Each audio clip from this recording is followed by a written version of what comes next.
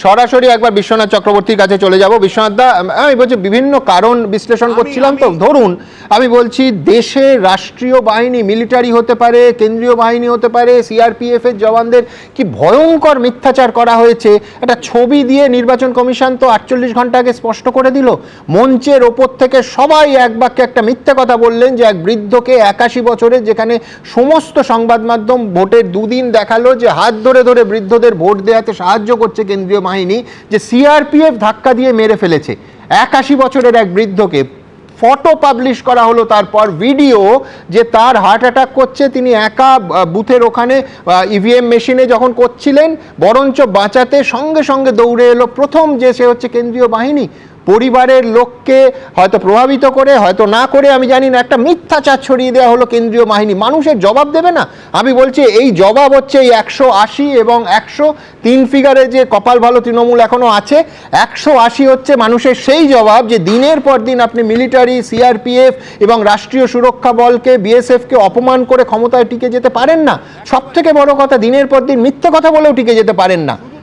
ভাবা যায় একজন সিআরপিএফ জওয়ানকে বলা হচ্ছে যে ধাক্কা দিয়ে সিআরপিএফ জওয়ান 81 বছরের বৃদ্ধকে মেরে ফেলেছে। ফুটেজে দেখা যাচ্ছে একা বৃদ্ধ গটগট করে আসছেন, ম্যাসিভ হার্ট অ্যাটাক, যে কোনো সময় আমাদের যে কোনো কারুর হতে পারে, তাতে পড়ে যাচ্ছেন আর বাঁচাতে ঝাঁপিয়ে আসছে ওই কেন্দ্রীয় বাহিনীর জওয়ান।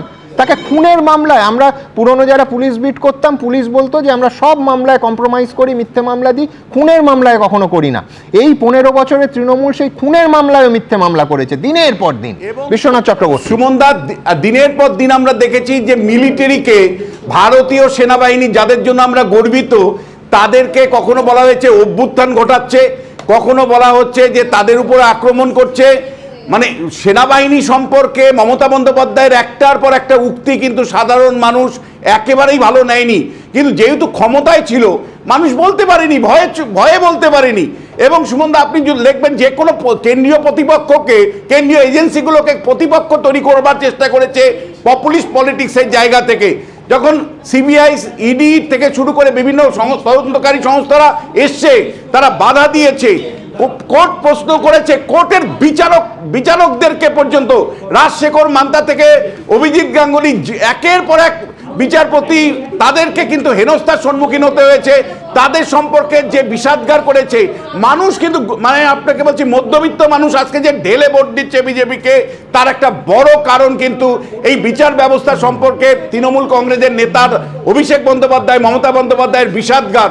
যেভাবে অমৃতা সিনহাকে আক্রমণ করা হয়েছে বিচারপতি, যাদের উপর আমরা আমাদের ন্যায় বিচার নির্ভর করে, সেই ন্যায়ালয়ের একের পর এক বিচারপতির প্রতি মমতা বন্দ্যোপাধ্যায়, অভিষেক বন্দ্যোপাধ্যায় যে আক্রমণ করেছে, সেটা সাধারণ মানুষ ভালোভাবে নেয়নি, সুযোগ পেয়েছে, ভোট দিয়েছে। যে মূল কারণটা আমি বলতে চাই, বাংলাদেশে হাসিনার প্রস্থানের পর ইউনূস সরকার যখন একটা জেহাদি সরকারে পরিণত হলো, তখন কিন্তু আরএসএস সিদ্ধান্ত নিল যে পশ্চিমবাংলা সুরক্ষিত কতটুকু, অর্থাৎ পরিষ্কার জেহাদি। বাংলাদেশের পট পরিবর্তনের সাথে এই পরিবর্তনের সরাসরি সম্পর্ক আছে, কারণ দেশের নিরাপত্তার প্রশ্নটা গুরুত্বপূর্ণ আসলো। যে বিজেপিকে 6 মাস আগেও সেইভাবে সিরিয়াসলি দেখিনি, সেই বিজেপি যেভাবে ঝাঁপিয়ে পড়লো, কার্যত তৃণমূল কংগ্রেস যে ভাষায় নির্বাচন পরিচালনা করে, সেই ভাষায় নেমে তাকে কাউন্টার দিতে লাগলো। যে প্রশাসনিক ব্যবস্থা অ্যারেঞ্জমেন্টের মাধ্যমে তৃণমূল জয়ী হয় দিনের পর দিন, সেই রকম তার একটা কাউন্টার অ্যাডমিনিস্ট্রেটিভ অ্যারেঞ্জমেন্ট করে এই নির্বাচনটাকে সম্পন্ন করলো। এবং মুর্শিদাবাদের যে হরগোবিন্দ দাস এবং তার ছেলে চন্দন দাসের যেভাবে হত্যা হয়েছিল, এবং যেভাবে বিরাট সংখ্যক মানুষকে একটা জেলা থেকে, মুর্শিদাবাদের একটা জেলা থেকে মালদাতে আশ্রয় নিতে হয়েছিল, স্বাধীন ভারতবর্ষের একটা ব্যতিক্রমী ঘটনা।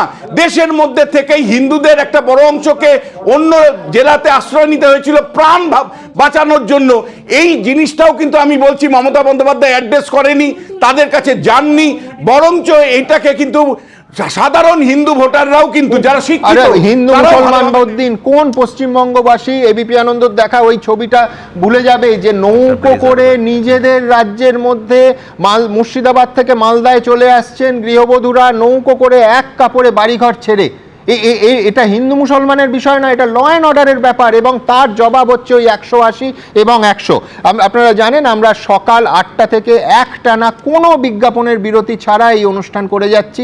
এরপর আমি সিদ্ধান্ত নিয়েছি ঠিক 10 সেকেন্ডের একটা ছোট্ট ছোট্ট বিরতি নেব, এবং 10 সেকেন্ডের মধ্যে এই চোখের পলক ফেলার মধ্যে ফেরত আসবো। তার আগে বলবো, খানিকক্ষণ বলছিলাম না যে পুরনো যে নেতারা, পুরনো পরিচিত মুখ, যেমন রাজু বন্দ্যোপাধ্যায়, সায়ন্তন বসুদের আবার মেন স্ট্রিমে ফিরিয়ে আনা, যেমন রিতেশ তিওয়ারি, শুধু ফিরিয়ে আনা হলো না, টিকিট দেওয়া হলো। এই মুহূর্তে খবর পাচ্ছি কাশীপুর বেলগাছিয়া কেন্দ্রে রিতেশ তিওয়ারি 2583টা ভোটে এগিয়ে আছে।